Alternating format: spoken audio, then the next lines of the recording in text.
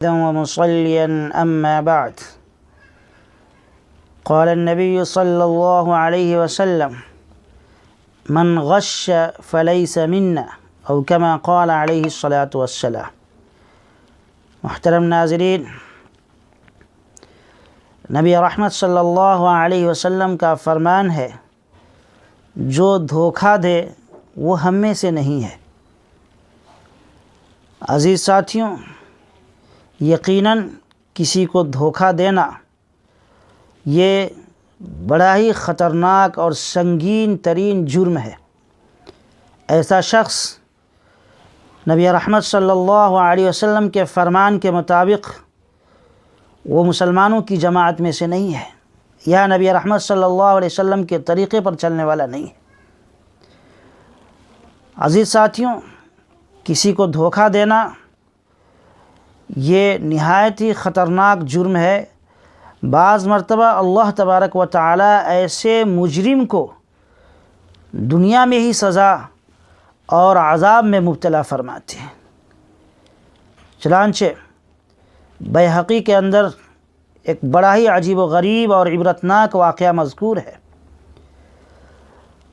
ایک تابعی ہیں حضرت عبد الحمید ابن محمود، کہتے ہیں کہ میں حضرت عبداللہ ابن عباس رضی اللہ تعالیٰ عنہ کی مجلس میں بیٹھا تھا کہ کچھ لوگ آپ کی خدمت میں حاضر ہوئے اور کہنے لگے کہ حضور، ہم حج کے ارادے سے نکلے تھے، جب ہم مقام ذات الصفاح پر پہنچے تو ہمارے ایک ساتھی کا انتقال ہو گیا، وہ دنیا سے رخصت ہو گیا۔ ہم لوگوں نے اس کی کفن دفن کی تیاری کی، اور اس کے لیے جب ہم قبر کھودنے لگے اور قبر تیار ہو گئی تو ہم نے دیکھا کہ اس کے قبر کو ایک بڑے کالے ناگ نے چاروں طرف سے گھیر لیا ہے۔ اتنا خطرناک تھا کہ ایسا سانپ ہم نے کبھی دیکھا نہیں۔ ان لوگوں نے کہا کہ ہم نے اپنے ساتھی کو دفن نہیں کیا، بلکہ ایک دوسری قبر کھودنے لگے، اور جب ہم نے دوسری قبر کھود دی تو پھر وہاں بھی ہم نے اس سانپ کو موجود پایا۔ اس لیے حضور، ہم آپ کی خدمت میں آئے ہیں، آپ ہماری رہنمائی فرمائیں۔ حضرت عبداللہ ابن عباس رضی اللہ تعالیٰ عنہ نے فرمایا کہ یہ سانپ اس کا وہ برا عمل ہے جو وہ دنیا میں کیا کرتا تھا، جس برائی کا وہ عادی بن چکا تھا، جس برے کام میں وہ ملوث رہتا تھا، اسی کا یہ نتیجہ ہے۔ لہذا تم اس کو اسی قبر میں، سانپ والے قبر میں دفن کر دو۔